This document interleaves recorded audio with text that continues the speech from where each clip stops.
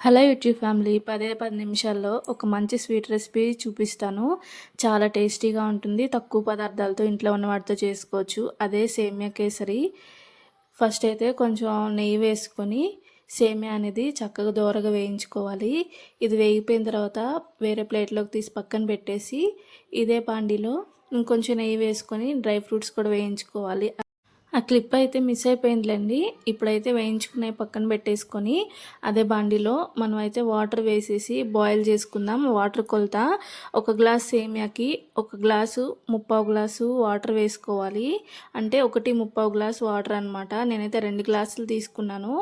అందుకనేసి 3.5 గ్లాసులు వాటర్ వేసేసుకొని బాగా బాయిల్ అయిన తర్వాత ఈ స్టేజ్లో మనం ఆల్రెడీ వేయించి పెట్టుకున్నాం కదా, ఆ సేమియా అనేది వేసేసేయాలి. పచ్చి సేమియా తీసుకొని వేయిస్తేనే మనకి టేస్ట్ బాగుంటుంది. బయట మనకు రెడీమేడ్ దొరుకుతున్నాయి వేయించినవి, అవంత టేస్ట్ బాగోవు. మనం నెయ్యిలో వేయించుకుంటాం కాబట్టి ఫ్లేవర్ బట్టి చాలా బాగుంటుంది. సో ఈ విధంగా వాటర్లో కలుపుకుంటూ ఉడికించుకొని సేమియా అనేది ఇట్లా పట్టుకుంటే విరిగిపోయేలా ఉండాలి, మరి మెత్తగా చేసుకోవద్దు. సో ఈ స్టేజ్లో అయితే నేను పంచదార వేస్తున్నాను. పంచదార కొలత అయితే 1 కప్పు సేమియాకి 3/4 కప్పు పంచదార పడుతుంది అనమాట.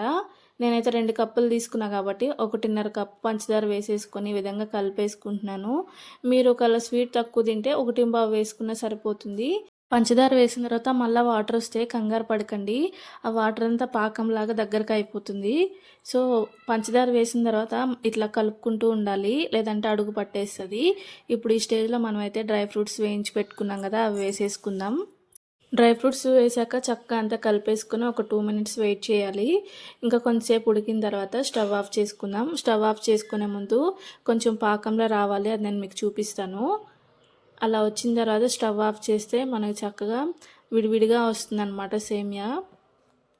ఈ విధంగా తీగపాకం వచ్చేంత వరకు మనం అయితే వెయిట్ చేయాలి.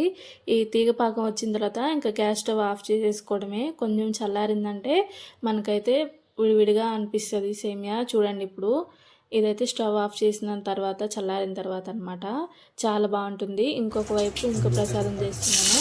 పెసర్లు ఉడికించి పెట్టినవి తాలింపు చేసుకుంటున్నాను. తాలింపు ఏం లేదు, కొంచెం ఆయిల్ వేసి హీట్ అయిన తర్వాత కట్ చేసుకున్న పచ్చిమిర్చి, అలానే శనగపప్పు, దాంతోపాటు ఆవాలు జీలకర్ర వేసేసి ఇవన్నీ వేగిపోయిన తర్వాత పొగ్గిప్పుడు కరివేపాకు వేసేసి అంతా ఫ్రై అయిపోయిన తర్వాత ముందుగా ఉడికించి పెట్టుకున్న పెసర్లు అయితే వేసుకొని కలిపేసుకొని ఒక 2 నిమిషాల తర్వాత సరిపోయినంత ఉప్పు వేసేసుకొని కలిపేసుకోవాలి. ఇంతే, సింపుల్గా మనకి పెసర గుగ్గిళ్ళు కూడా రెడీ అయిపోతాయి. నాకైతే మిరపకాయల కాడ సరిపోతుంది, మీకు సరిపోదు అనిపిస్తే కొంచెం మిరియాల పొడి వేసుకుంటే ఇంకా బాగుంటుంది. ఈరోజు నేను చేసుకునే ప్రసాదాలు చూపిస్తారండి. అందులో పెసర గుగ్గిళ్ళు, పులిహోర, వడపప్పు, దద్దోజనం, అట్లనే తీయగా సేమియా కేసరి. చాలా అంటే చాలా బాగుంది. మీరైతే తప్పకుండా ట్రై చేయండి. ఎలా వచ్చిందో కమెంట్ చేయండి. Thank you for watching. Bye bye.